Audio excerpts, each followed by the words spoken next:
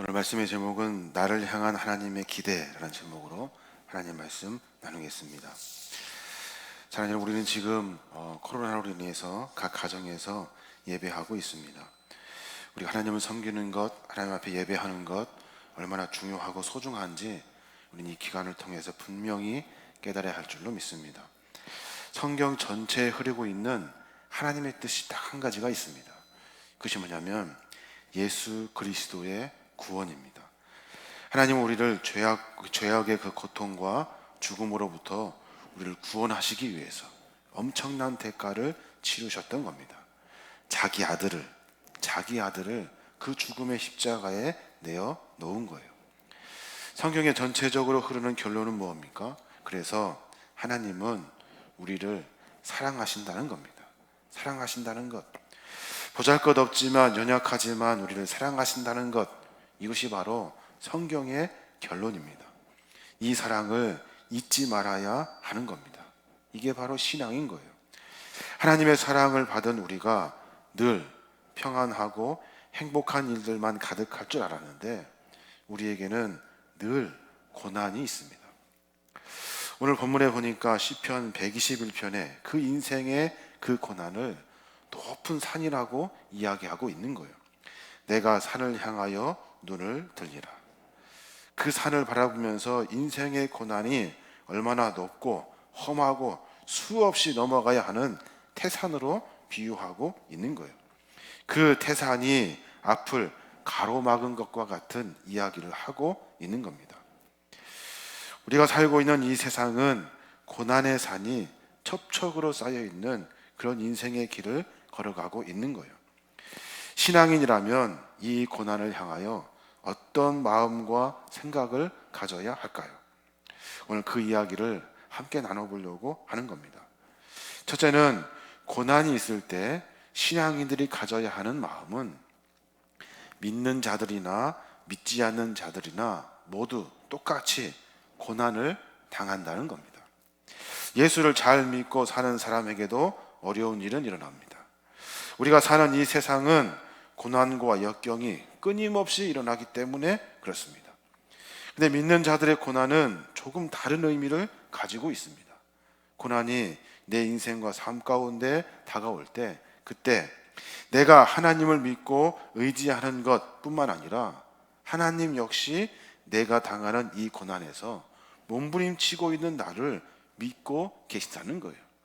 그러니까 넘어질 수밖에 없는 상황에서 고난을 당하는 그 순간순간에 하나님은 우리를 향하여 기대하고 계시다는 거예요. 나의 사랑하는 자녀, 나의 사랑하는 백성, 나의 사랑하는 사람아, 넘어지지 않을 거야. 너는 이겨낼 수 있어. 라고 기대하고 믿으시는 거예요. 욥도 마찬가지입니다. 욥 같은 경우 믿는 자임에도 불구하고 고난이 생깁니다. 하나님이 왜 믿는 자에게 고난을 주시는가라는 의문 속에서 고난 앞에 있는 우리를 하나님은 분명히 신뢰하고 있다는 사실을 우리는 성경을 통해서 깨달아야 하는 거예요. 다시 말해서 하나님을 믿는 우리가 고난을 감당하고 이길 것을 하나님은 우리에게 기대하고 계시다는 거예요. 내가 죄를 이길 것을 기대하고 계시는 분이 하나님이셔요. 내가 고난을 이길 것을 기대하고 계시는 분이 하나님이시라는 거예요. 죄 없는 욥도 고난을 당하였습니다. 감당할 수 없는 처절한 고난을 당했어요. 욥이 고난을 당한 까닭은 하나님이 욥을 믿어주었기 때문에 그런 거예요. 욥은 나를 사랑해. 그 무엇보다도 나를 사랑해.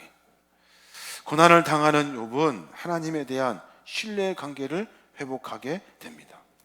어려운 있을 때, 힘든 일이 있을 때 하나님이 나에게 기대해 주시고 나에게 관심 가져 주시고 그런 말미암아 하나님의 기대로 말미암아 그 믿음으로 말미암아 우리가 다시 일어설 수 있게 되는 겁니다. 하나님의 그와 같은 믿음 때문에 욥은 고난을 당할 수밖에 없었습니다. 그런데 고난을 당할 수밖에 없는 그 고난 안에 욥은 찬양하고 경외하는 것을 그치지 않는 거예요. 욥이 좋은 여건과 환경 때문에 하나님을 경외하는 것이라면 그렇게 하지 않았을 겁니다.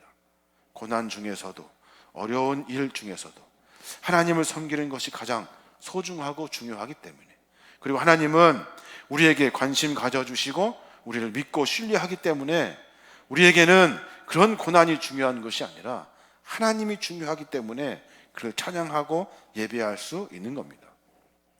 우리도 마찬가지입니다. 하나님은 때때로 하나님의 뜻대로 순종하여 잘 사는 사람들에게 욥과 같은 고난을 허락해 주십니다. 이해할 수가 없죠. 우리가 상상할 수 없는 일입니다. 그런데 분명한 것은 하나님은 우리가 좋은 환경, 여건 때문에 하나님을 경외하는 사람이 되는 것을 원치 않으신다는 거예요. 어떤 순간에든지 하나님을 경외하고 예배하는 자를 찾으시는 거예요. 조금 편안할 때 하나님을 섬기는 것이 아니라, 편안하려고 하나님을 따르는 것이 아니라, 우리에게 하나님은 존재 그 자체만으로도 우리의 경배와 찬양을 받으시기에 충분하신 분인 거예요. 우리가 죄에 넘어지지 말고 고난에 넘어지지 말고 다시 일어설 것을 기대하고 계시는 분이 하나님이라는 거예요. 이 사실을 분명히 알고 깨달아야 하는 겁니다. 기독교 신앙의 진정한 고수는 거기에 있는 겁니다.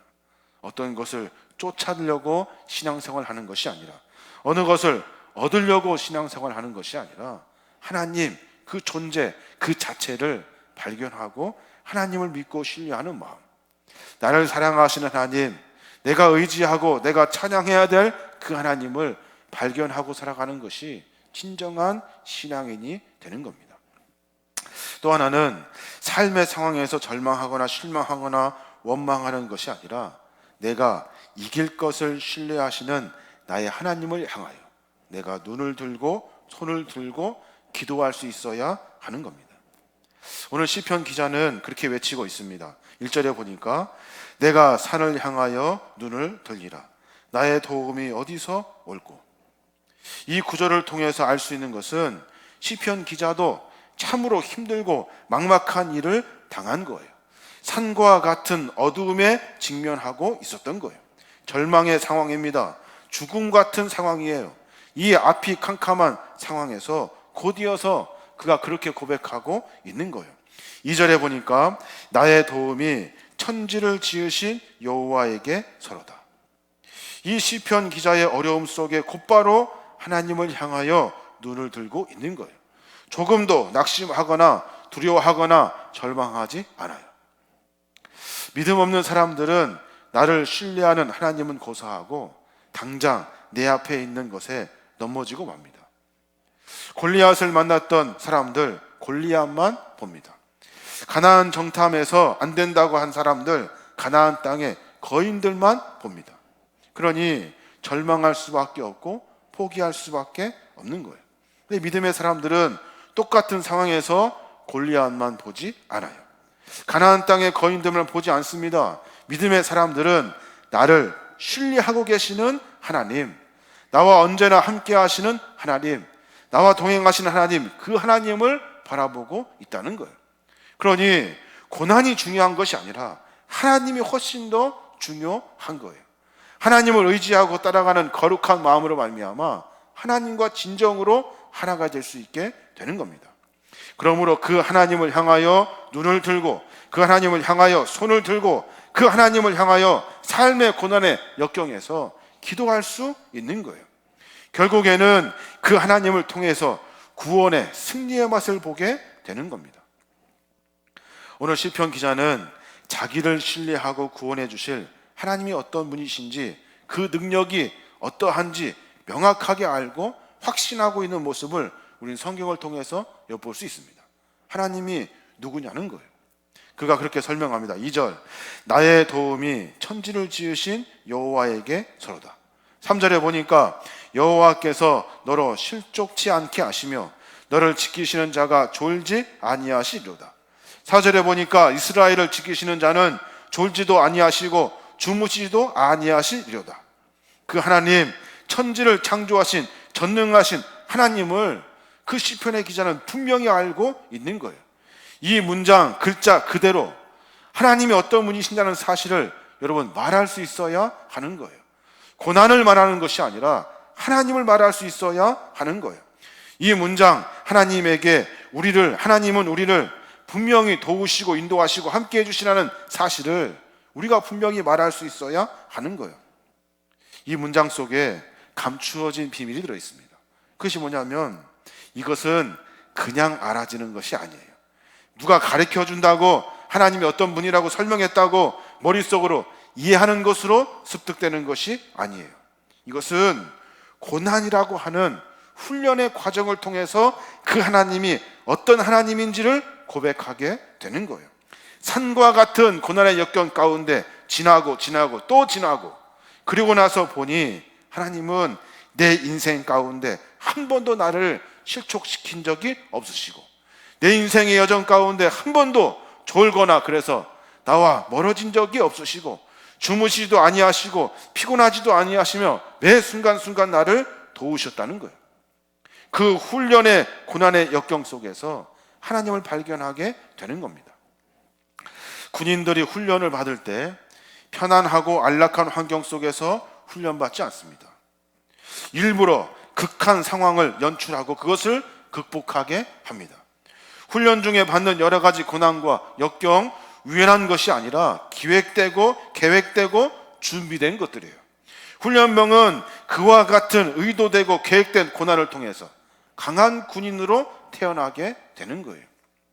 훈련병에게 고난과 역경이 없다면 그는 절대로 강한 군인이 될 수 없습니다.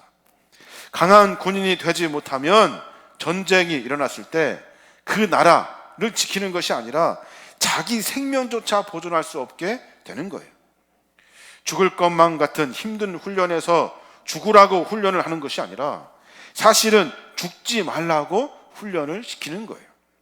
하나님과 우리의 관계도 마찬가지입니다. 우리가 이 세상에서 당하는 고난과 역경에서 바로 알아야 될 것은 이 고난의 역경을 뛰어넘어 하나님을 바라볼 수 있을 때 그때 하늘의 은혜를 만나게 된다는 거예요. 우리의 상황은 어떻습니까? 우리의 믿음은 어떻습니까? 고난이 와도 여러분의 신앙과 믿음이 흔들리지 않고 하나님을 향하고 있냐는 거예요. 우리에게 고난이 닥칠 때 훈련의 자리에 서서 그 훈련자로서의 진면목을 보여주고 있냐는 거예요.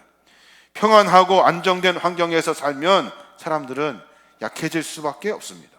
몸도 마음도 그리고 영혼도 약해질 수밖에 없어요. 그리고 그에 못지않게 중요한 것이 바로 환난과 역경, 그로 말미암아 딛고서 이기는 것들로 하여금 하나님의 은혜를 만나게 되는 거예요.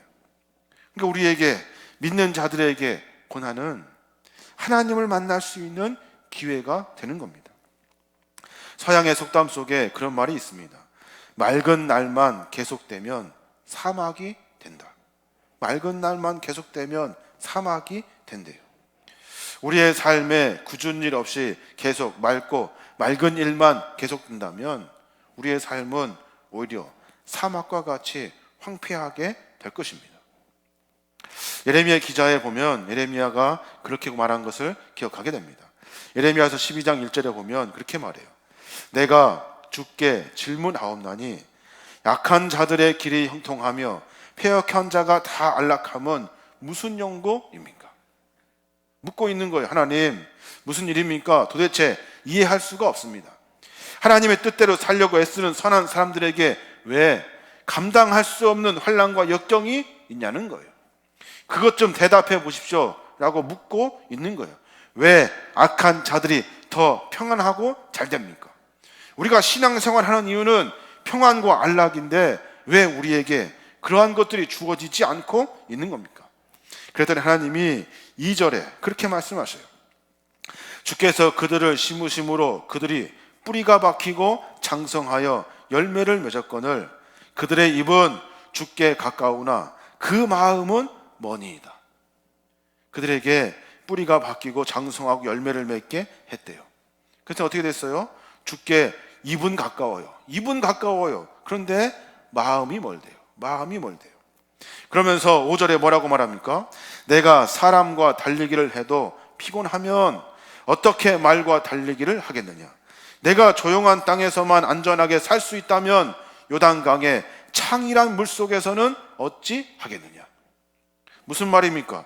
하나님의 사람, 그 사람이 말과도 경주하고 요단강의 큰 물을 만날 때도 능히 살 수 있게 강한 사람이 되게 하기 위해서 하나님 우리를 연단하신다는 거예요. 우리가 살면서 당하는 많은 고난과 환난 속에는 바로 이러한 하나님의 의도가 들어 있는 겁니다. 이 의도를 아는 자들은 그렇습니다. 하나님은 나의 도움은 천지를 지으신 여호와 하나님, 여호와께서 나로 하여금 실족치 않게 하시며 나를 지키시는 자가 졸지 아니하시며 이스라엘을 지키시는 자는 졸지도 아니하시고 주무시도 아니하신다는 사실을 고백하게 되는 거예요. 고난이 아니라 그 고난을 운행하고 계시는 그 하나님을 바라보게 되는 겁니다.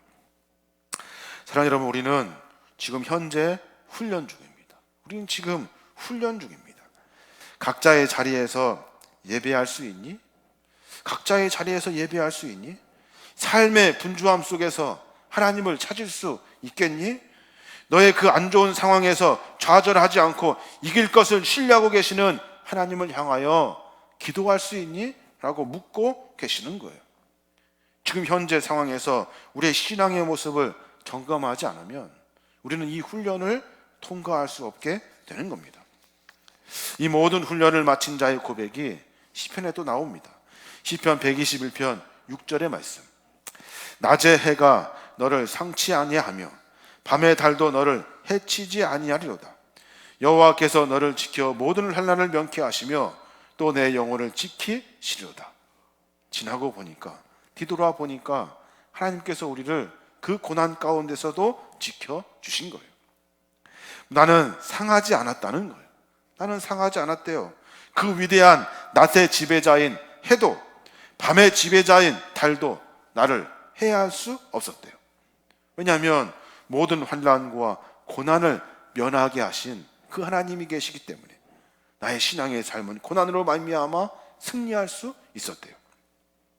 사도 바울도 고난을 이겨 살아내는 신앙인들을 향하여 격려하면서 그렇게 말합니다.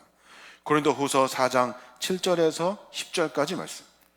우리가 이 보배를 질그릇에 가졌으니 이런 능력의 힘이 큰 것이 하나님께 있고 우리에게 있지 아니함을 알게 하려 함이라. 우리가 사망으로 우겨싸움을 당하여도 쌓이지 아니하며 답답한 일을 당하여도 낙심하지 아니하며 핍박을 받아도 버림바 되지 아니하며 거꾸러뜨림을 당하여도 망하지 아니하고 우리가 항상 예수 죽인 것을 몸에 짊어짐은 예수의 생명도 우리 몸에 나타나게 하려 함이라.